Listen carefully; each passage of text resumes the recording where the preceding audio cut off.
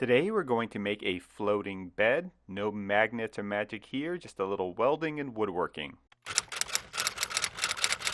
I have been wanting to do a bed with a live edge solid wood headboard for quite some time, so I ordered this white cedar slab from woodslabs.com. It's a really great website, and you can pick out the exact slab that you're going to get. They do an excellent job of protecting the slabs during the shipping, so I unwrapped it just to check the thickness, since that will play into the design. The frame for the bed is going to be made out of 1-inch square tube steel. I measured out some lengths and then cut them with my angle grinder. One of the things that I like about working with steel is that you don't need a lot of tools to do it. In fact, most of my projects that involve steel, I get done just using angle grinders and my welder. I put a flap disc on my grinder just to remove any rust or dirt near the ends that I'm going to be welding. I laid out all the pieces, and you'll see that the two long pieces in the middle extend past the edge of the frame about 2.5 to 3 inches, and that's to accommodate the thickness of the slab. Now recently for my welding projects, I've been using these mag switch corner clamps. They're fantastic. They let you hold your pieces of steel at perfect right angles, and then you can switch the magnets on or off to really hold the pieces tightly together. So all I have to do is lock the pieces in place with the magnets and then weld the square tube with my Forney welder. None of the techniques used are particularly difficult. In fact, you can do this all with kind of an intermediary level of woodworking and metalworking skills. Now the welding process itself can cause the metal to distort a little bit, so I use one of my Maker brand T-bar clamps to bring the ends together to get a nice fit. Now there's going to be some vertical pieces of square tube that are hidden behind the slab and that go down to the wall. So I ground the welds out in this location nice and flat and then cut notches out of these vertical lengths. I then used magnets to hold them at a right angle to the frame of the bed and welded them on. Now my cuts were a little bit sloppy, so I just added a little piece of scrap steel into the extra space and then welded over everything. I'm going to secure the bed to the wall, and to do this I cut a piece of 3-inch by 1/4 inch thick flat bar. I drilled holes through the flat bars so that I can run screws through the steel, through the drywall, and into the studs behind it. Now I don't know exactly how it's going to line up with the studs, so I just drilled a bunch of holes so I'll have a lot of options for attaching it securely to the wall. I clamped a flat bar onto the vertical square tubes and welded it in place. Now even though the flat bar is strong, it has a little bit of flex into it, so I just clamped a piece of wood behind it so that when I welded it to the square tube, it wouldn't buckle or warp too much. Now in addition to the two legs that are behind the headboard, there will be a single center leg that I'm going to make out of thick plexiglass. And to attach the plexiglass, I cut a couple pieces of 2-inch angle steel and I welded one of those pieces to the center of the bed frame. I then drilled some holes through it that'll allow me to attach the plexiglass. Even though most of the bed frame isn't going to show, I still thought it'd be nice to close up the open ends of the tube steel, so I just cut some small square pieces of plate and then used magnets to hold them in place while I welded them to the frame. I then ground down this mess and saw that there were still a few little bumpy areas, but no worries, I'll just cover that later with Bondo. Now I wasn't sure how much steel I would need to add to make the frame strong enough, so I decided to do a test fit. I used my Ryobi stud finder to find the locations of the stud behind the drywall and then used a piece of plywood as a temporary leg in place of the acrylic. I screwed the frame to the wall and now was able to see how much it would flex when it had some weight on it.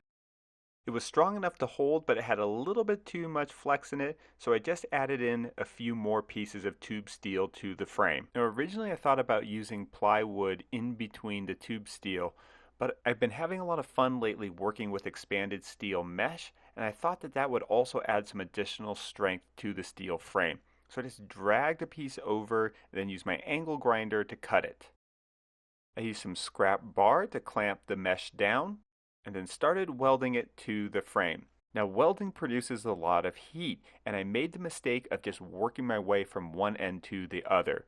What I should have done is kind of skip around a little bit so individual places can cool down, and that would reduce my risk of having the steel frame itself warp a little bit. Now, doing it this way wasn't too bad. It did warp just a tiny bit, I would say about a quarter of an inch over the full length of the bed. This kind of welding can be a little bit tedious, but I just put a little music on and cranked it out. Now I want to use this mesh because it would provide additional structure to the top of the frame. So I didn't just weld around the perimeter, I also welded the mesh to the interior crossbars of the frame. Use the angle grinder to brush out the welds and get them nice and shiny, and then switch back to a flat disc just to round over and smooth out any rough parts. I cut a scrap piece of 1/8 inch thick plate steel to make a mounting plate that will allow me to attach the slab to the frame. And I just welded this on to the tube steel after drilling some holes through it. Alright, done with the welding and time to get ready for paint. But first, a little bit of Rusty Metal Primer from Rust-Oleum. This is my go-to primer and I've had great results. I've probably used it on over 20 projects by now. After the primer had dried, I just went in with some Bondo and just filled in any gaps or messy parts that I didn't really get done that cleanly with the welder. I then painted the frame with 2 coats of Rust-Oleum Protective Enamel in gloss white. I ordered some 1 1/4 inch thick acrylic from eplastics.com and I just cut this with a fine-toothed blade on my table saw. I sanded the edges with my orbital sander, starting with 150 grit, then 220 grit, before finishing with 320 grit. I used the holes in the temporary plywood leg as guides and drilled through the acrylic. I want to get the cut edges of the acrylic nice and clear, so I used a 3-part polishing compound also from ePlastics, starting with number 3, which is the roughest grit. For this step, I just used a cotton wheel on my drill. This worked really well, and while it wasn't perfectly clear, it was actually clear enough for my purposes, but I thought let's take it all the way and use the other 2 types of compound. I peeled off the paper, which is always really satisfying, and tried out this buffer from Ryobi. It's a little bit different from an orbital sander. It has a really soft foam pad, and then you have these like little booties that stretch right over it. I then applied the compound number 2, buffed all the edges, and then finished with compound number 1. Now, a lot of people on Instagram suggested that I just use a torch or heat gun to heat finish the edges and get them clear. So I decided to try this on a couple scrap pieces. My hope was that this method would allow me to skip the sanding, but it really didn't work that well. Now, I do understand that if you do sand this also to 320 and then use heat, it does work pretty good, but at that point, if you've already done the sanding, in my opinion, I think the buffing is just a little bit easier.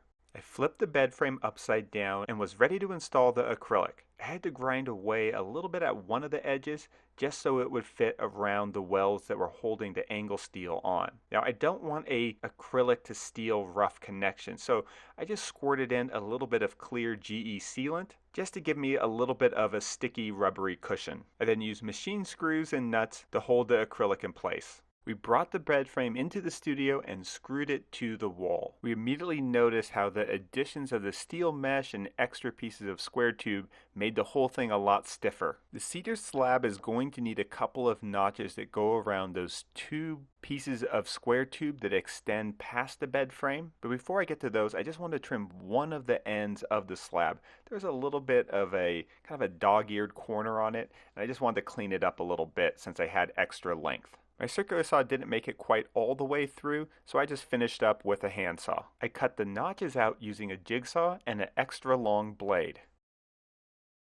The nice people over at woodslabs.com did a really good job of finishing the slab. It was already pretty smooth from their planer, so I just used an angle grinder with a flat disc to kind of round over some of the edges and clean up some of the cut marks on that one little dog-eared corner. I then used my orbital sander to sand the whole slab to 220 grit. White cedar is a type of softwood, so this went pretty fast. To finish the slab, I'm going to use Simple Finish by Maker brand. When I'm using lighter color wood like this and I really want to bring out the warm wood tones, I always use Simple Finish.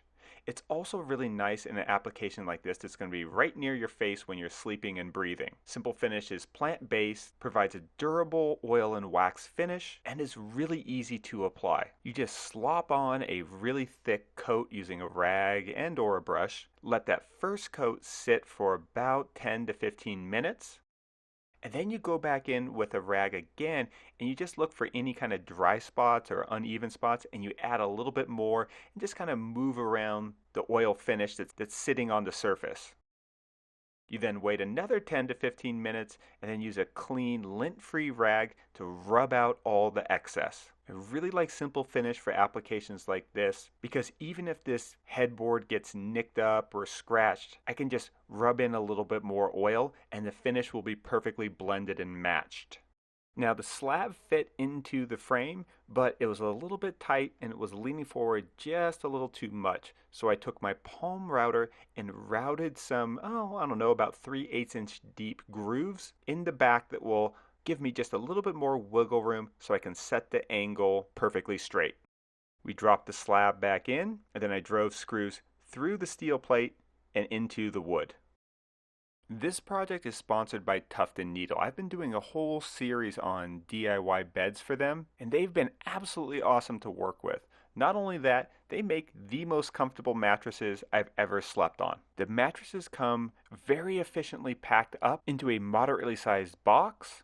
I've never had any trouble unboxing them, even when I'm by myself. And not only are their mattresses the best that I've tried, they also make really nice bedding. I have been using their linen bedding in all of my recent DIY bed projects. I'm a really big fan of linen bedding. I just think aesthetically it looks so good. It has just enough texture, but still feels really cool to the touch, and is just the perfect blend of modern and natural. All of the bedding is from Tuft & Needle, the linen sheets, the pillowcases, the pillows themselves, the duvet, and the duvet cover. Now this is just a full-size mattress, and if I was to do this project again, I'd probably do it for a queen-size bed, just because the duvet that we used was for a queen bed. So we had to get creative with how we would sort of fold it up so that you could really still get a sense that the bed was floating. This bed is sort of a prototype. We're working on some design projects for a new hotel. And before we build a whole bunch of beds, we kind of wanted to test one out and see how it would look and perform. So my sister Jessie came up with this way of folding the duvet at the foot of the bed, and it looks pretty good and really does showcase the floatiness. I was really happy to see that the bed frame doesn't wobble or flex when somebody gets in or out of the bed.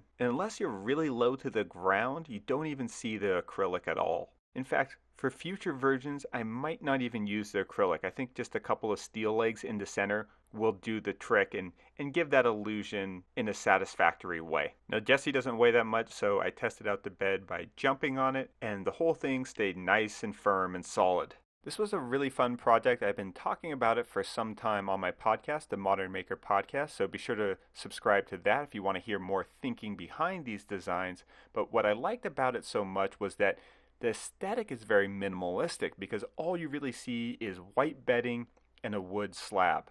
Now, the acrylic and the floatiness is a little bit on the gimmicky side, and it certainly makes the build a little bit more complicated. So what I really enjoyed was this kind of tension between the minimalist part and a more complicated building challenge. Now be sure to check out our other bed projects that we also did for Tuft & Needle. I'll put links to them in the description box below. Thanks for watching, and be sure to subscribe to this channel if you haven't already. I know some of these recent projects have been a little bit more complicated than usual, but we'll be getting back to some basic DIYs really soon.